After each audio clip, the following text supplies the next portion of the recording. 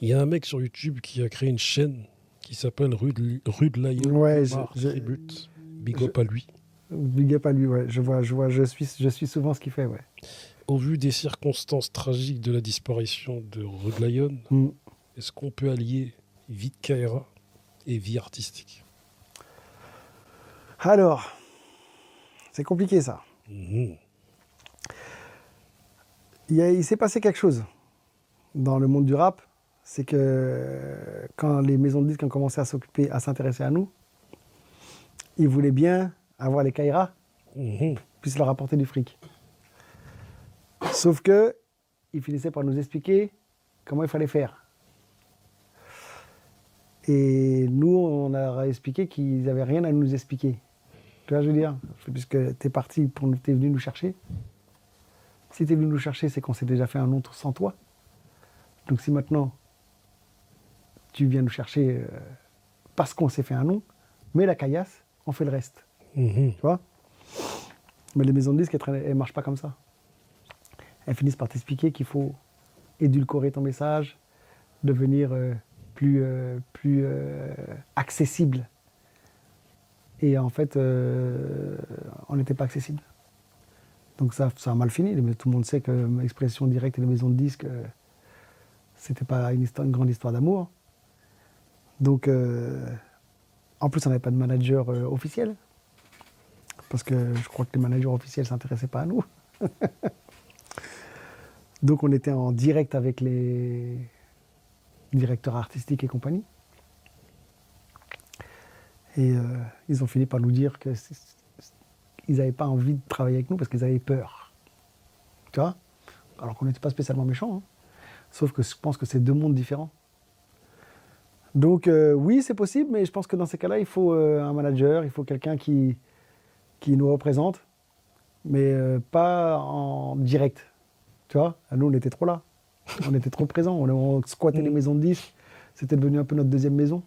Tu vois, on aimait bien rester là pour savoir ce qui se passe. Kemar, je pense, leur faisait peur aussi. Des fois même, ils essayaient de passer par derrière pour dire venez, on vous prend sans Kemar. Tu vois ce que je veux dire? Donc une fois que Kemar était au courant, il mettait un coup de pied à la porte en disant qu'est-ce que c'est que cette histoire? Tu vois? Donc non, il y a un climat de peur, mais c'est un climat qui n'est pas juste de la musique, c'est un climat qui a toujours existé. C'est-à-dire les jeunes de banlieue,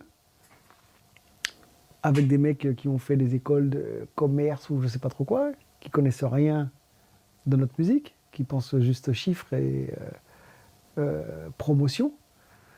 C'est deux mondes qui sont trop différents. Donc il y en a qui s'en sont sortis, mais ils ont tous été obligés quand même, à un moment donné, de faire un choix artistique. J'ai beaucoup de respect pour eux. En général, quand on commence une phrase comme ça, il y a un mais derrière. Mhm. Mais ils ont tous été obligés Mhm. de faire quelque chose d'un petit peu plus accessible. Tu vois ce que je veux dire? Nous, on n'avait pas envie de faire quelque chose d'accessible parce qu'on partait du principe de base qu'on était déjà. Puisqu'on était des Kissman, donc on faisait de la musique qui était déjà accessible. Donc pourquoi faire plus de concessions que ça? Tu vois ce que je veux dire? Donc on n'a pas fait le tube, on n'a pas fait les tubes qu'on nous demandait Mhm. pour que d'un seul coup, voilà.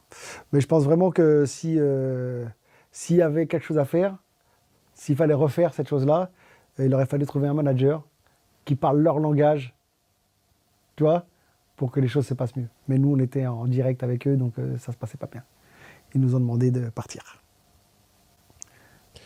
Mais j'allais te poser une question, mais tu as déjà répondu, mais j'ai envie de te la poser quand même. Ouais. Comment des purs Kaira comme vous ont fait pour faire tout ce qu'il ne fallait pas faire pour se faire griller, carboniser par l'industrie? Bah, ouais, Tu as déjà répondu en vérité. Tu ouais, c'est ça. vois. Hein. En fait, le secret, je pense que d'autres groupes ont réussi à le faire. Mhm. Je pense par exemple à NTM avec Farhan. C'est-à-dire que d'un seul coup, c'était Farhan l'interface. Tu vois. D'ailleurs, c'était connu, hein, c'était pareil. Hein. Dès que c'était Joey qui avait directement affaire au directeur artistique, ça se passait pas bien. Tu vois, je veux dire. Donc, il faut une interface. Il faut que nous, on soit dans les studios pour faire notre musique et que des personnes qui parlent business et qui sachent le faire parlent business avec eux. Donc, nous, pourquoi on s'est fait griller? Parce qu'on était directement face à ces mecs-là. Il y a des mots qu'on dépassait, des pensées. Tu vois, il peut peut-être même y avoir des gifs qui ont été distribués, tu vois.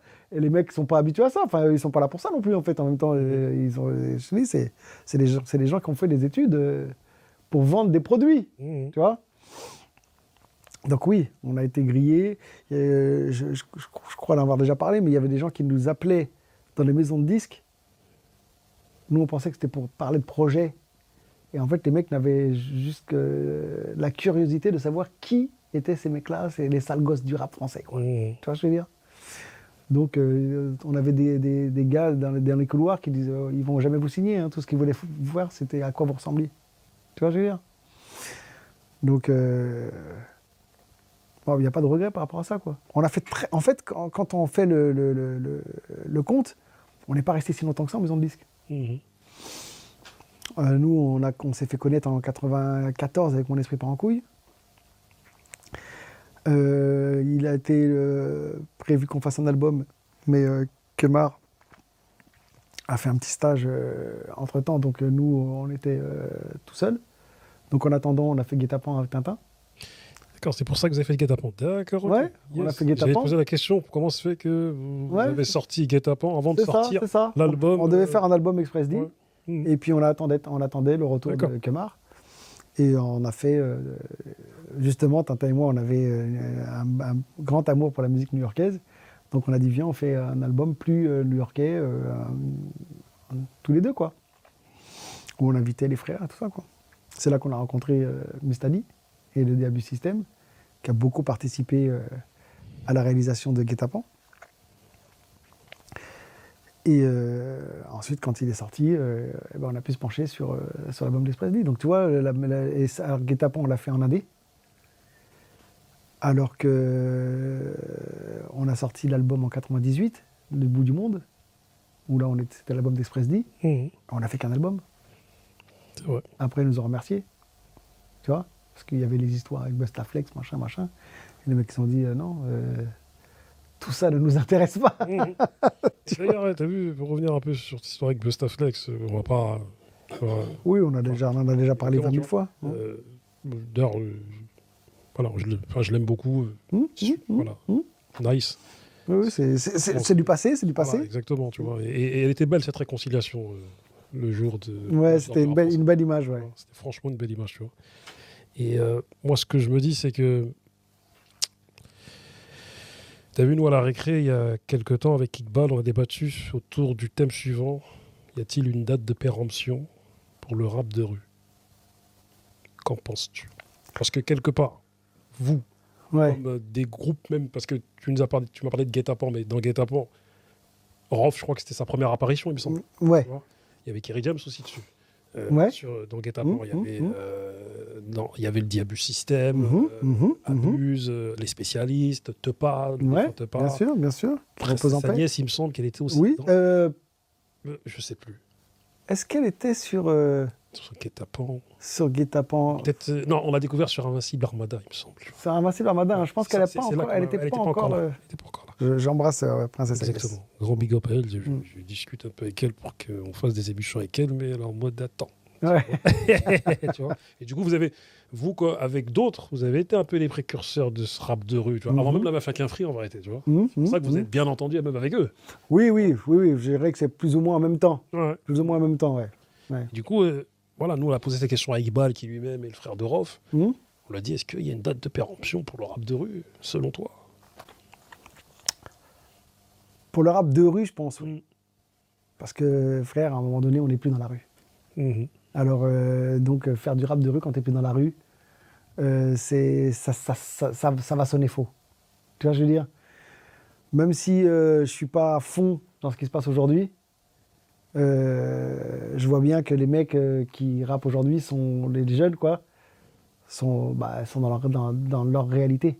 La réalité de 2024, pas la réalité de 1996. Tu vois, je veux dire. Moi, je pense qu'il n'y a pas de date de préemption avec le rap tout court, Mhm. tu vois, parce que c'est de la musique. Donc, à un moment donné, si t'es bon, que t'aies 20 ans, que t'aies 50 ans, que t'aies 60 piges, moi, j'écoute beaucoup de rap Quinry. J'écoute encore du Common quand il sort quelque chose, j'écoute du Nas quand il sort quelque chose qui reste mon rappeur favori. Quel que soit l'âge, ça bouge pas. Maintenant, si c'est pour faire du rap de rue,